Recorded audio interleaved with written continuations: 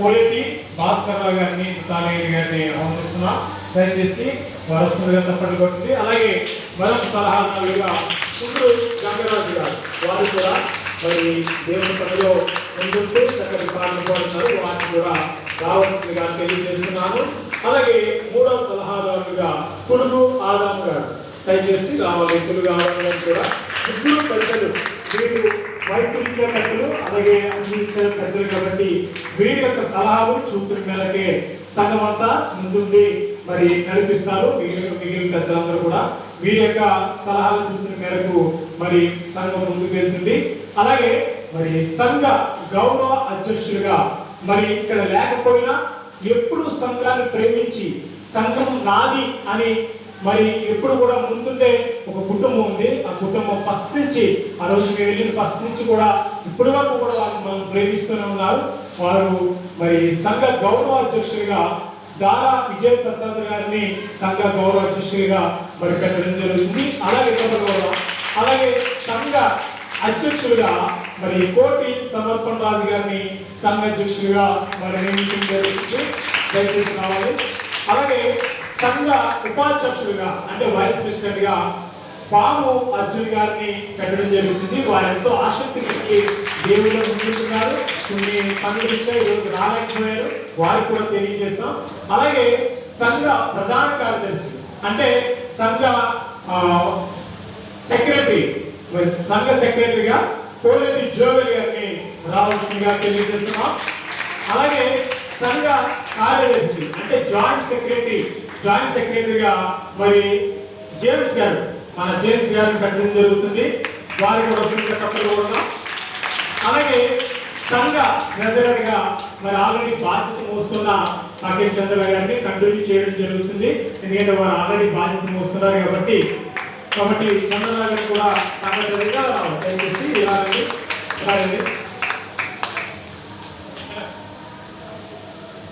అలాగే సంఘ joint treasurer గా ఎల్ఏ సాల్మన్ రాజు గారిని కూడా పెట్టడం జరుగుతుంది. అంటే ఇంచుమించు 10 మంది సంఘానికి పెద్దగా నియమించడం జరిగింది. ఈ 10 మంది కూడా వారి యొక్క ప్రతిదీ కూడా ఆలోచించుకుని సంఘాన్ని ముందుకు తీసుకెళ్లే బాధ్యత ఈ 10 మందిది. కాబట్టి సంఘంలో ఏం చేసినా ఈ 10 మంది రెస్పాన్సిబిలిటీతో వీరి యొక్క బాధ్యతతో సంఘం మరి ముందుంటుందని మరొకసారి నేను తెలియజేస్తాం. మీరు అందరి అభిప్రాయంతోనే సంఘం ముందుంటుందా, ఒకలాగా ఉండే పరిస్థితి లేదు. కాబట్టి మరి వీరి కోసం దైవజనులు ప్రార్థన చేసి వీరిని అభిషేకించాల్సిందిగా తెలియజేస్తున్నాను. దేవుని చిత్త ప్రకారము వారిని దేవుడు ఎంతకాలం నడిపిస్తున్నంత కాలము వారి సంఘానికి మరి యొక్క సంఘ పెద్దలుగా ఉంటారు. దేవునికి స్తోత్రం. హల్లెలూయా. దయచేసి పాస్టర్ గారు రావాల్సిందిగా ప్రభుపేట మనం చేస్తున్నాను. పాస్టర్ గారు వచ్చి వీరి కోసం ప్రార్థన చేస్తారు. ప్రార్థన చేద్దాము. నూతన కార్యవర్గాన్ని బట్టి ప్రార్థన చేద్దాము. కృపగల దేవా, దయగల తండ్రి, నీకు వందనాలు, స్తుతులు, స్తోత్రములు చెల్లిస్తూ ఉన్నాం. తండ్రి నూతన కార్యవర్గాన్ని వారికి ఇవ్వబడినటువంటి ఆయన ఆ యొక్క స్థాయిని బట్టి, వరమును బట్టి, ఆ స్థితిని బట్టి మీరు ఆయన వారిని బలపరచండి. వారు నీ కొరకు నమ్మకంగా సంఘక్షేమం కొరకు నేను వ్యక్తిగత దేశాలకు వెళ్ళిపో నేను కేవలం నీ పని, దేవుని పని, దేవుని సంఘం బాధ్యత కలిగి చేయాలనేటువంటి ఉద్దేశంతో వారు నీ యొక్క భయభక్తులు కలిగిపోతారు. వారు చక్కగా పనిచేయడానికి సహాయం చేయండి. వారి పరిచయంలో ముందుకు వెళ్తూ ఉండగా మీరే బలపరిచి దీవించండి. సంఘమును పాడు చేసిన వాడిని నేను పాడు చేస్తానన్నా, అలాంటి స్థితిలో మీరు రాకుండా సంఘాన్ని పాడు చేసేవారుగా కానీ సంఘాన్ని ప్రభుత్వ మేలుకరమైన ఆత్మీయ స్థితిలో నడిపించడం, ఆయన సేవకుడి యొక్క ప్రవర్తనతో, దైవ తలపులతో, వాక్యానుసారంగా మీరు నడుచుకున్నట్టు దేవుడు నడిపించారు. ఇందులో మారు మనసు లేని వారు ఆయన మారు మనసు పొంది పనిచేయడానికి సహాయం చేయండి.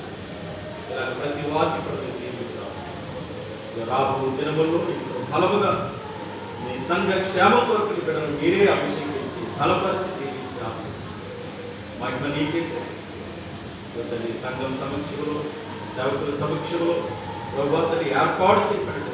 నేను నీ దైవ సమక్షంలో ప్రభు, నీ దైవ సన్నిధిలో ఏర్పాటు చేయబడినటువంటి నేను ఈ పెద్దలందరినీ కూడా తండ్రి కుమార పరిశుద్ధాత్మనామం దీవిస్తూ వారిని పెద్దలుగా ప్రతిష్ఠిస్తూ యేసునామం ప్రార్థిస్తున్నాము తండ్రి. ఆమేన్. దైవ సన్నిధి దైవ కృప మీకు తోడుగా ఉండుగాక. అలాగే నూతన కార్యవర్గానికి దైవజనుడిగా నా ఆశీస్సులు అలాగే శుభాకాంక్షలు నేను తెలియజేస్తాను. దేవుడు మిమ్మల్ని దీవించి తన పరిచయంలో బలంగా వాడుకునుగాక.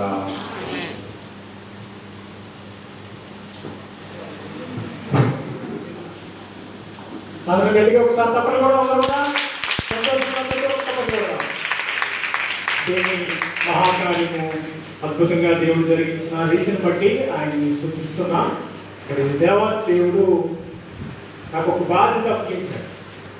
అయినా తన బాధ్యతని నెరవేర్చుకుని తనకి నిలబెట్టాడు. కేవలం సంఘ క్షేమం కోసం మాత్రమే ఏం చేసినా ఎప్పుడు సంఘమే ఉన్నాను తప్ప ఇప్పుడు వేరే ఇది లేదు. కానీ ఎప్పుడు దేవుడి మీద ఆధారపడ్డా తప్ప మనుషుల మీద ఎప్పుడు ఆధారపడలేదు. దేవుడు కృప చూపించాడు, అందరూ సహకరించారు. మరి దేవుడు నాకు ఇచ్చిన బాధ్యతను నేను పూర్తిగా నెరవేర్చానని అనుకుంటున్నాను. ఈ రోజుతో మరి నా బాధ్యత తీరింది అనుకుంటున్నాను. రేపు నుంచి వాళ్ళు చేసే ఏ కార్యక్రమంలో కూడా నేను ఎంటర్ అయ్యి ప్రతి దాంట్లో మళ్ళీ నేను అన్ని తిప్పేసే పరిస్థితి లేదు. నా బాధ్యత ఇక్కడితో నెరవేరింది. వారి సంఘాన్ని జాగ్రత్త చూసుకుంటారు. సంఘానికి సంబంధించి ప్రతిదీ కూడా వాళ్ళే చూసుకుంటారు. సంఘ ఇతర కార్యక్రమాలు ఏదైనా సంఘానికి ఇబ్బంది కలిగే పరిస్థితి వచ్చినా ఏది వచ్చినా మాత్రం ఖచ్చితంగా నేను ఉన్నాను.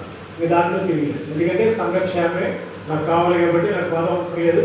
సంఘం కోసం ఏదైనా నేను చేయడానికి రెడీ కాబట్టి దేవుడు ఇచ్చిన బాధ్యతను మళ్ళీ నెరవేర్చడానికి ఎప్పుడు సిద్ధంగా ఉంటాను.